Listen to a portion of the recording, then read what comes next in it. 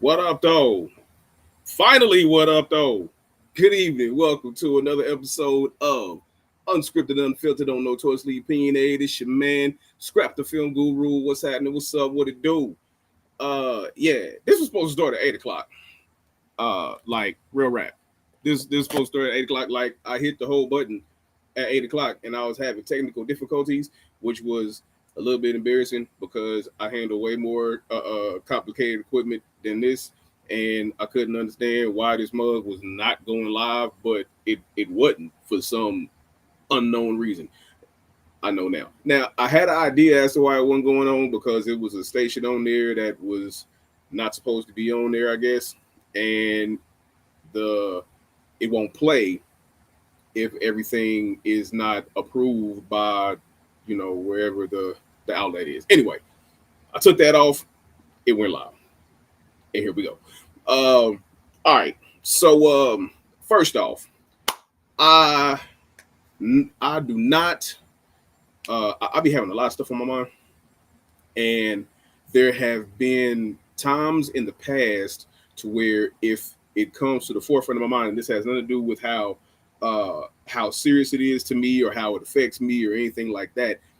It just is what it is when it comes to the human brain and how it processes information and what comes to the front as being important within each particular present moment, right? And in the past, I may not have given the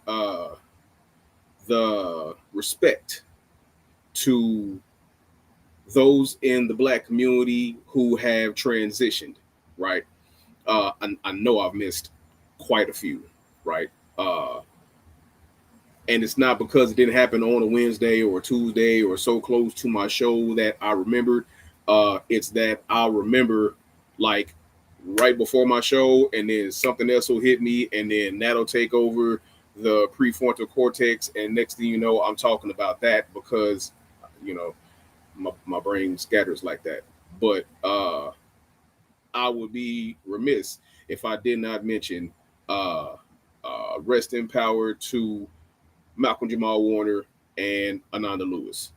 Theo Huxtable was a classic role on TV and from the Cosby Show, and he went on to become a producer and a lot of other stuff.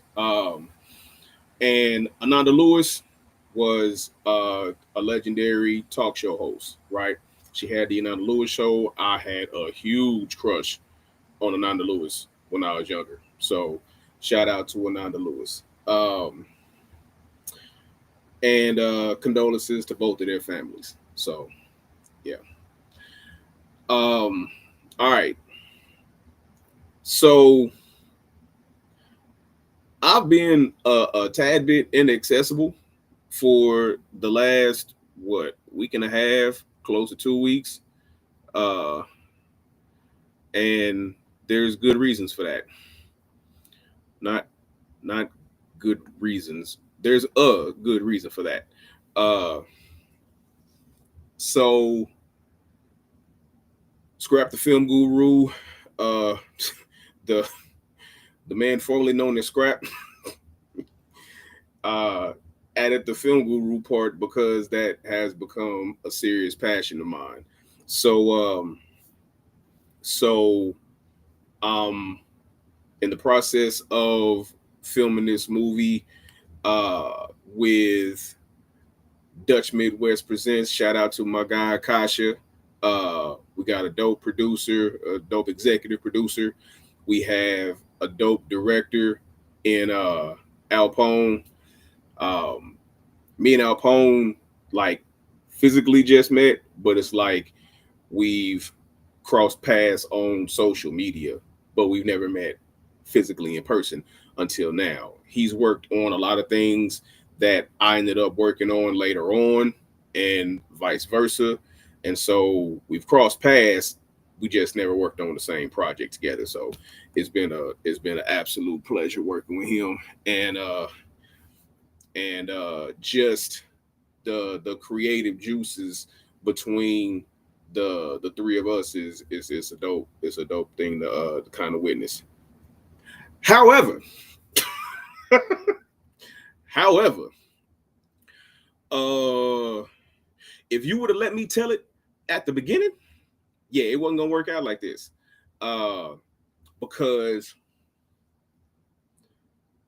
our first location to shoot on was at a park. I, being the one uh, with the camera gear, and I'm the DP on this particular project, the director of photography or director of cinematography, depending on you know how you look at it. Uh, but I gotta get the gear ready. I gotta get. We don't need no lights way outside, but I at least got to get the camera ready. I got to get my monitor and my camera and my this and my that. Get the right lens and get it in focus and see what kind of shot we need because that's my job. My job is to create the shot for this and each particular scene. So that's part of my job. Uh, yeah. By the time Kosh hits me up, I'd been there probably about 10 minutes. Whoa! What in the world just happened? What in the world just took place? What in the world just took place?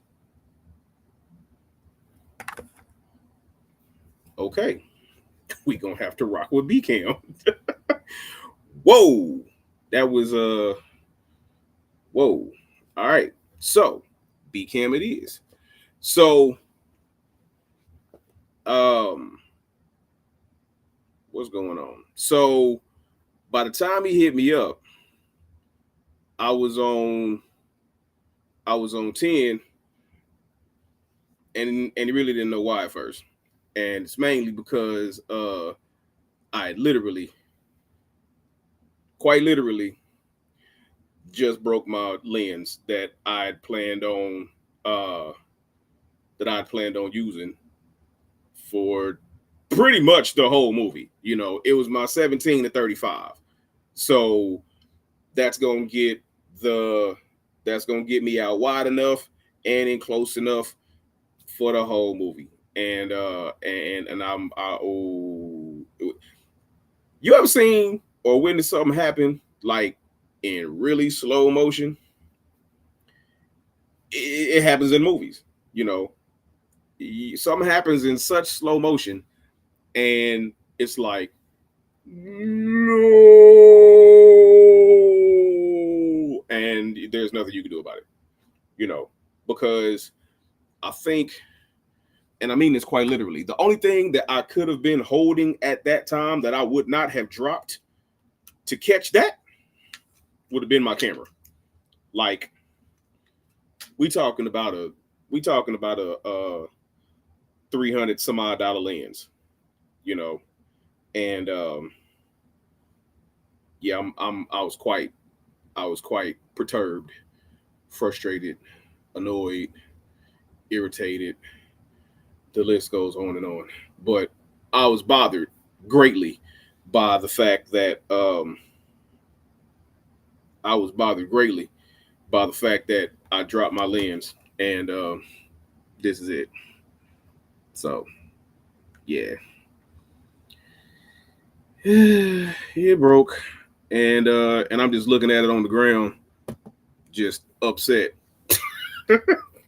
I'm talking about, hey, it takes somebody that know me, because if you didn't know me and you'd pulled up and I was just laughing uncontrollably, I was just I was cracking up, right? I was eventually cracking up. Initially, I was in shock, and then I was like, hmm, my lens broke. This is crazy, you know. And yeah, so that was an entire fiasco, and I did not know how to deal with it, so I had to start laughing. However, that would not have been the time to run up on me. You could have got pieced up. That was not the time. Hey, it's like not right now. That's something me and my guys. Hey man, not right now. Not right now. Any other time is cool, but not right now. Like right now you can get touched. You know, uh, come me wrong. Like I've gotten a whole lot better over the years at self-regulating. This thing has to. Why? This can't be 24 frames per second. This is at some. This is some 30 frames per second type stuff going on my computer. Uh, anyway, so stupid ACAM. So yeah, that was what was going on with me at the beginning. But and let me tell it, it's because of that I think that I believe firmly that this is gonna be a dope film, right? Just because of how tragically terrible it started for me. Like the very first thing that happens is I break my lens. I've been having that lens for like 2-3 years. 2 years. Yeah, I've been having that lens for like 2 years. And I've I've I've never broken a lens. I've never dropped a lens. I've never had a lens in a place to where it could get dropped or broken or damaged or whatever. You know what I'm saying? And so yeah. And then that particular location, yeah, was a wash. So we ended up having to get to the next location. It was cool. But after that,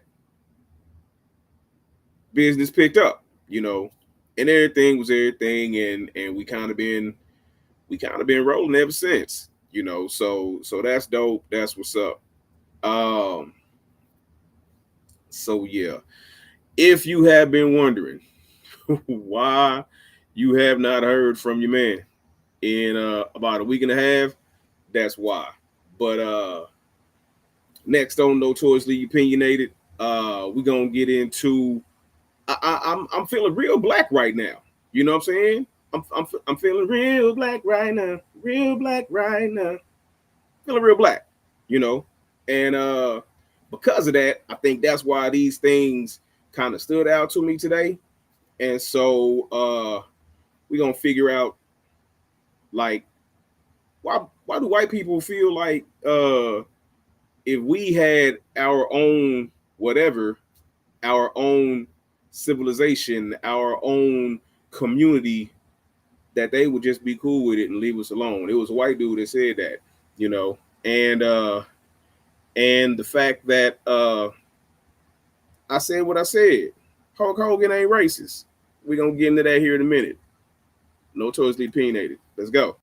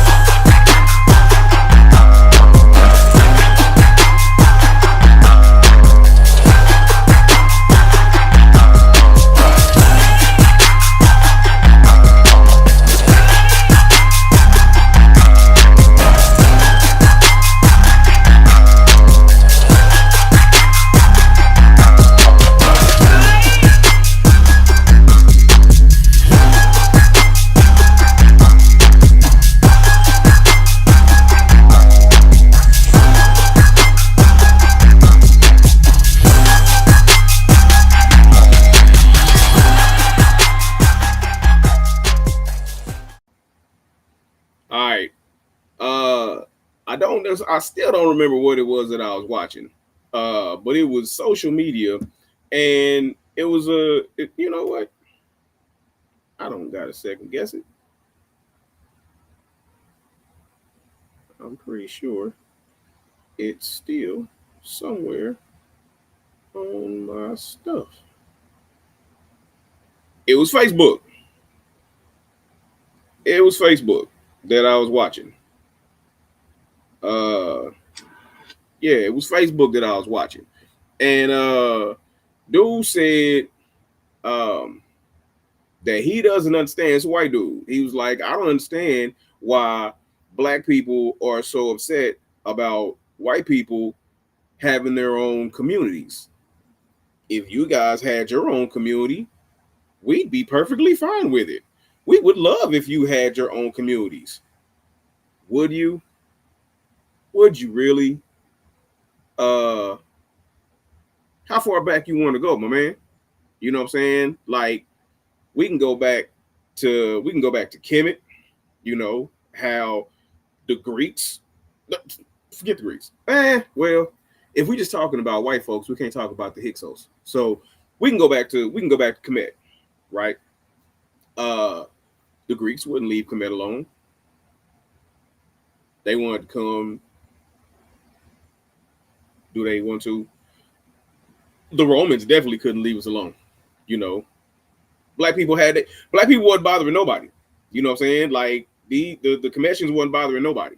You know, and so to come in and be like, nah, we're gonna go ahead and take this over. You know what I'm saying? Because we got a bigger army, and you know, we're just bigger. You know, we got more people. We got more lives to just throw at you. You know what I'm saying? So we can start off with commit. Let me move this lens, even though it's broke. You can talk about um. So that's going back just to give you a timeline. You know, we can go back not hundreds of years, thousands of years. You know what I'm saying? We can go back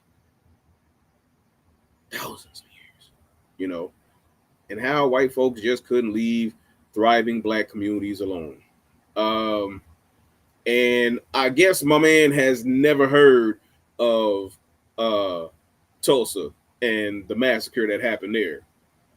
Never heard of Black Wall Street.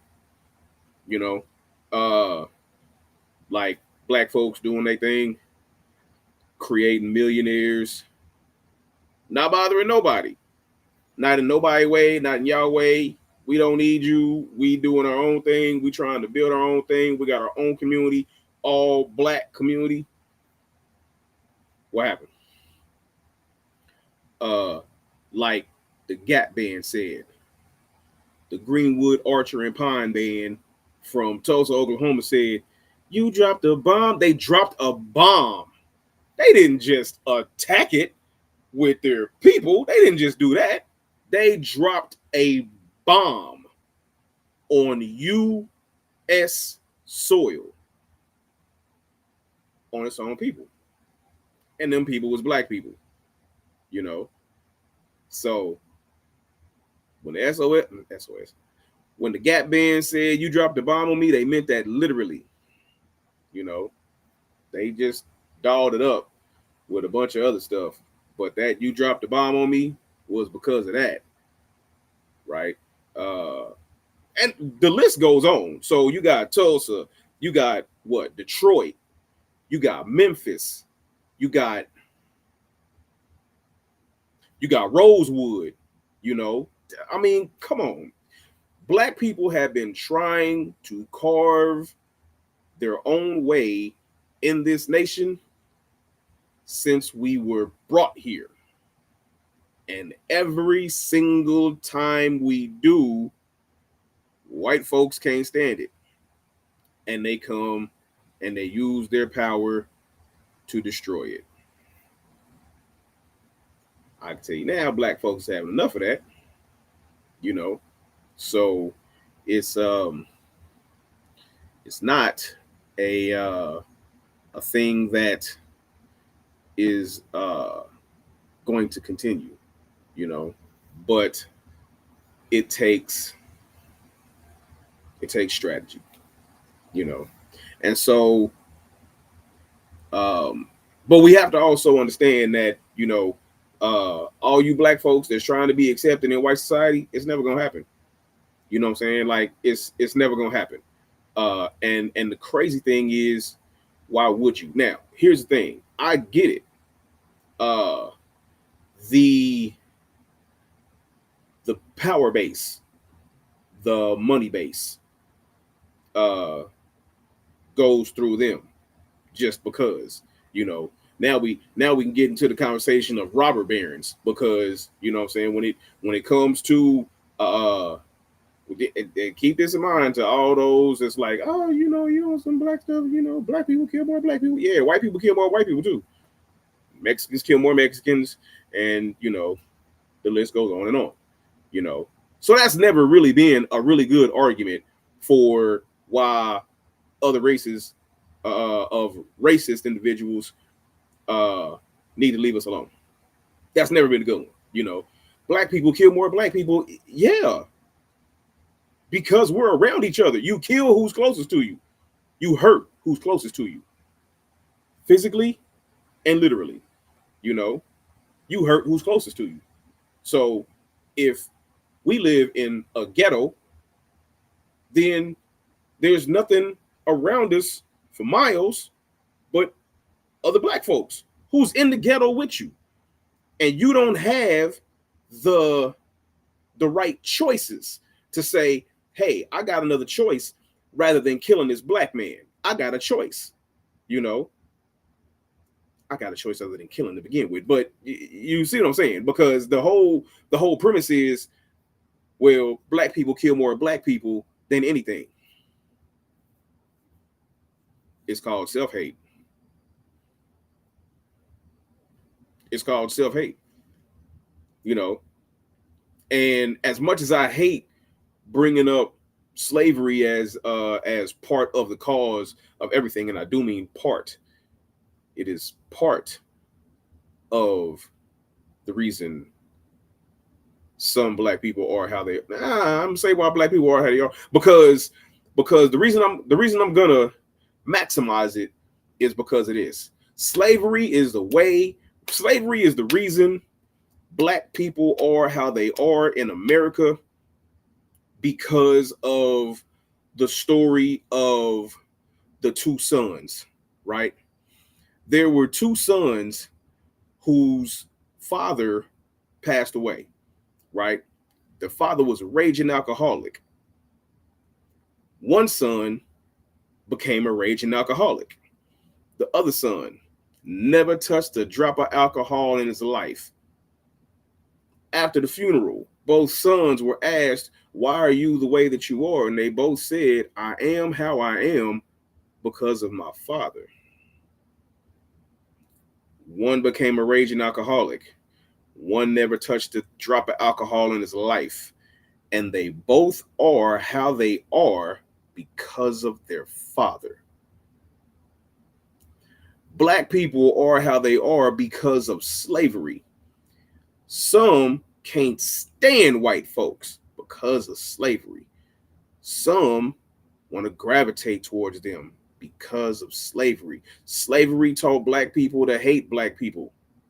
It taught the light-skinned black people to hate the dark-skinned black people, right? It taught the tall black people to hate the short black people, the big black people to hate the smaller black people, because they pitted us against each other, you know. If you was lighter skinned or fairer skinned, you was probably in the house. You got treated a little better. If you was darker skinned, if you was bigger, you was probably out in the field and you got treated a whole lot worse. Nobody got treated well. You just got treated better. And you got treated worse. If you were smaller and shorter, you weren't as needed as the bigger ones. So if you was a big black dude, you was coveted a little bit, because 9 times out of 10 you was going to be used as a bull. So there were breeding grounds. There were breeding plantations. A lot of people don't know that. A lot of the plantations, there were plantations that were there specifically for breeding. So we were pitted against each other, and everybody is how they are how they are because of that entire system, right? So, but being that as it may, there has to be a time there has to be a what is it? There has to be a time frame that uh, it really doesn't, because psychological bonds hold you longer than physical ones. You know, like there are dudes who were incarcerated and came home and are still institutionalized.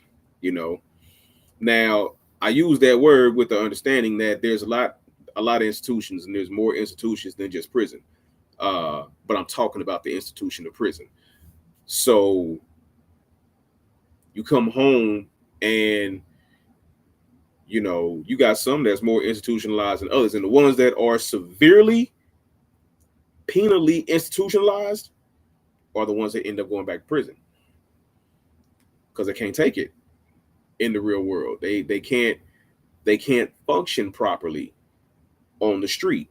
You know, uh, if you come home and 10 years later, uh, you still making shanks, uh, my man, uh, ain't like you could buy a real knife at Walmart. You don't need you. It's 2 o'clock in the morning. You on the floor with your toothbrush, trying to make a point. Come on, man. You know what I'm saying? You been Michael Anthony. What's up, boy? Uh, Daryl L. uh, but yeah, if you home for 10 years and you still up at 2 o'clock in the morning trying to fashion the point out of a toothbrush, bro, you institutionalized still, and that's a problem. That's a shame. Um, but yeah, that's that's also crazy. So there's no timetable on institutionalization. There's no timetable on the bonds of mental slavery. Slavery's been over for going on a couple hundred years now, and it's closer to a couple hundred than 150. So yeah, 18 uh 1865, 1863 technically, but they didn't really find out about it until 65. So yeah, uh yeah, about 150 some odd years, over 150 years, and it's still the bonds of mental slavery are still prevalent, and they're prevalent uh to this very day. All right, let me get to let me get to this because it's been people that's been hitting me up personally. It's been people hitting me up personally about, man, why you think Hulk Hogan wasn't racist, man? Hulk Hogan, hey man, chill out, chill all the way out, man. Hulk Hogan wasn't racist, you know. Hulk Hogan was a well, Hulk Hogan was an act, right? Hulk Hogan, like, and again, I'm speaking as a black man who was a black kid that watched WWF. Like I was a huge wrestling fan. I was a huge WWF, then WWE wrestling fan, right? And Hulk Hogan was an icon in that arena. But Hulk Hogan was fake. You know what I'm saying? I'm not talking about fake like wrestling was fake. I'm talking about Hulk Hogan was a depiction. Hulk Hogan was created. They needed this larger than life dude. So yeah, he took steroids, and yeah, he did this to get bigger, and yeah, you had to go, brother, and yeah, all that. You know what I'm saying? Like Hulk Hogan. If you have ever heard Hulk Hogan in an interview, he does not talk like that. You see what I'm saying? You know, okay, I understand that. Here's what I'm saying. And that actually makes my point. That actually makes my point. Which is why I'm saying Hulk Hogan was not racist. Terry Bollea was. Terry Bollea was racist as hell. Hulk Hogan wasn't racist.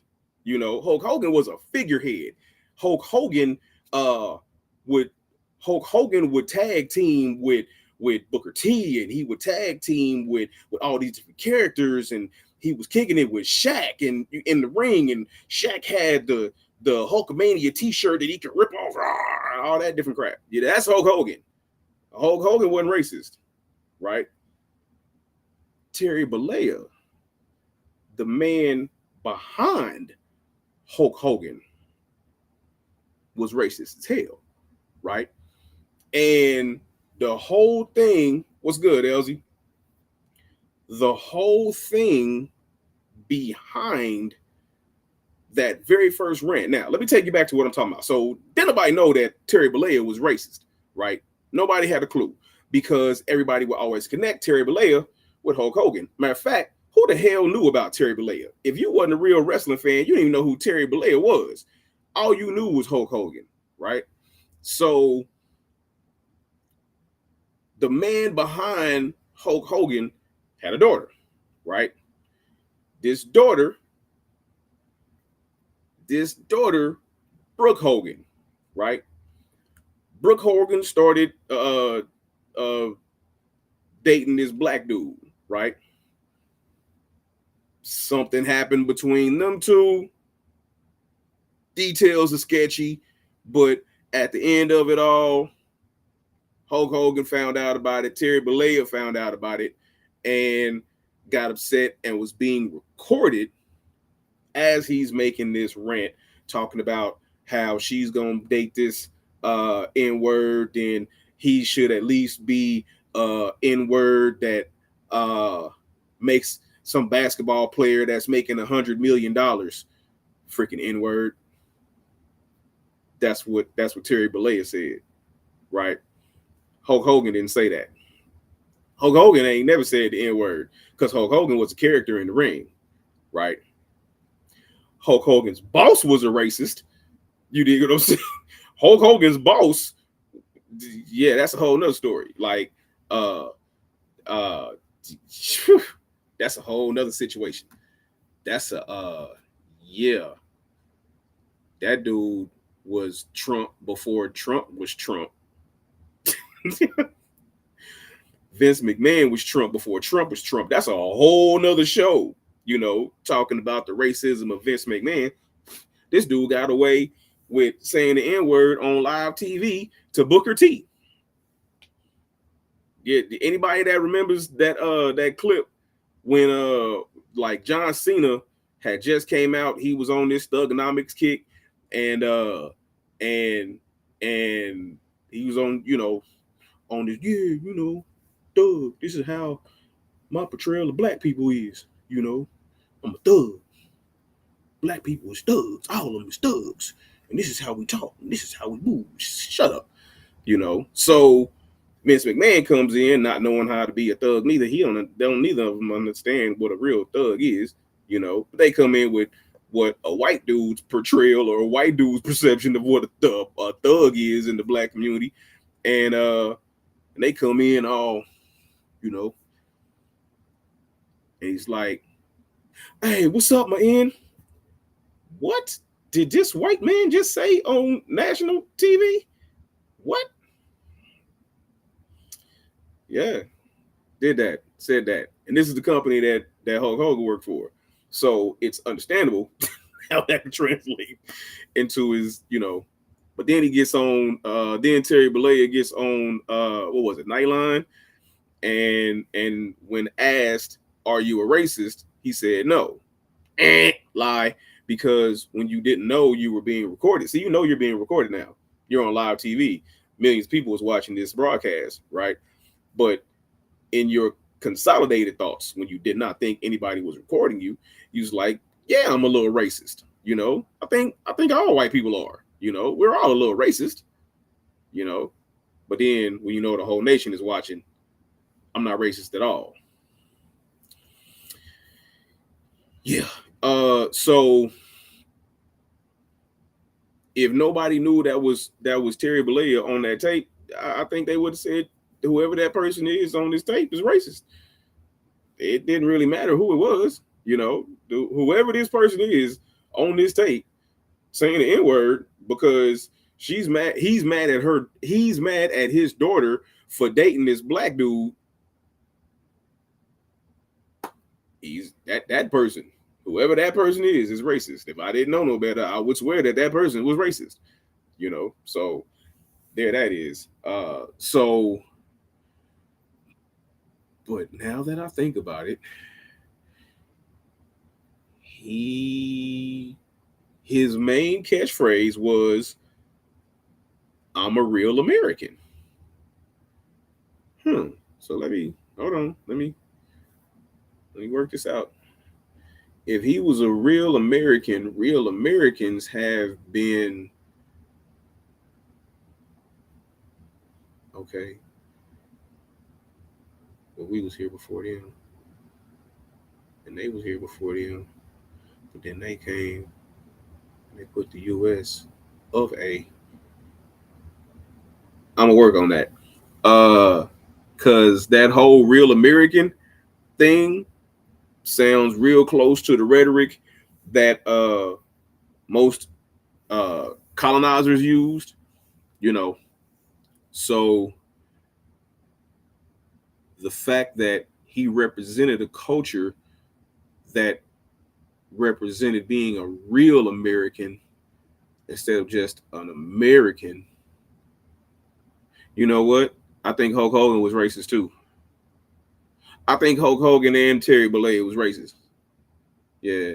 Yeah. See, I have the ability to say what I feel at a given moment, as solid as cannonballs. And then when I come to a different revelation that has different points of solitude, can change that opinion and state my new opinion just as solidly as cannonballs. Yeah. Because it's my belief. I believe that Terry Bollea and Hulk Hogan was racist. I didn't think Hulk Hogan was racist at first because his character didn't portray that of what Terry Bollea did, but it was more of it was more underlying racism than blatant racism. See, Terry Bollea was blatant the racism. He was blatant in his racism. Hulk Hogan was more subtle in his racism. So yeah, both of them was racist. Terry Bollea and Hulk Hogan. All right. Uh so I have touched on this whole movie thing fiasco from the beginning, but we like a day away from rapping. Uh and my hope is to get the entire cast of Lady of the Trap on a future episode of Notoriously Opinionated. And I've been saying the movie, and I ain't said the name of the movie yet.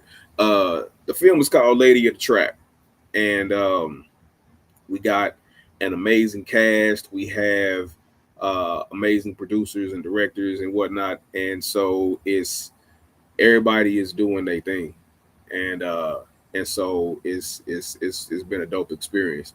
Um, got probably one more day before we wrap, and I'm not positive. I'm kind of sure, but I don't want to say it out loud because I don't want to say the wrong date, and then that date comes around and the movie's not out yet, or it came out a week before, and y'all mad because like it's been out a whole week, or it don't come out till next week. So I'm gonna just chill until I'm positive about when the movie comes out. Uh, what's up, Daryl? Why did you change platforms? you you was on Facebook and then you went to YouTube. What happened? Why Why don't you go to YouTube? I saw you when you was on Facebook. It wasn't nothing as far as your platform as to why you couldn't see me. It was on my end. My A cam went berserk, and I had to go to this crappy D cam. Um, but yeah, hey man, I heard you. What's up, Daryl L? So yeah, so where was I at before Daryl L. Lewis interrupted me? Take your shoe again. Anyway, let's recap. The movie started off terrible, ended up great, right? And when I say terrible, I don't mean Lady of the Trap. Like the movie was cool, right? I'm talking about me. Like my heart was. Hold on, I do got to say this though, right? So that lens broke, right? But uh I saw another lens that's even better than that, and hopefully, uh hopefully I'm able to get it. You know, so we just gonna keep hoping and wishing and praying. You know that everything works out. So the movie's cool. I'll let y'all know when it comes out. Like I said, hopefully I'll get the whole cast and crew on here to do a wrap up show, and we're not just gonna be talking about just Lady of the Trap. We're gonna be talking about just notoriously opinionated stuff, and I'm gonna get the cast and crews take on these things. But we'll hit the movie also. Um, White people is not gonna leave us alone if we ever get our own communities. They're just not, because just us being us, our communities are gonna thrive and they're gonna blow up, and they ain't gonna like that. And number three, Hulk Hogan and Terry Bollea were both racist. So that just is what it is. All right.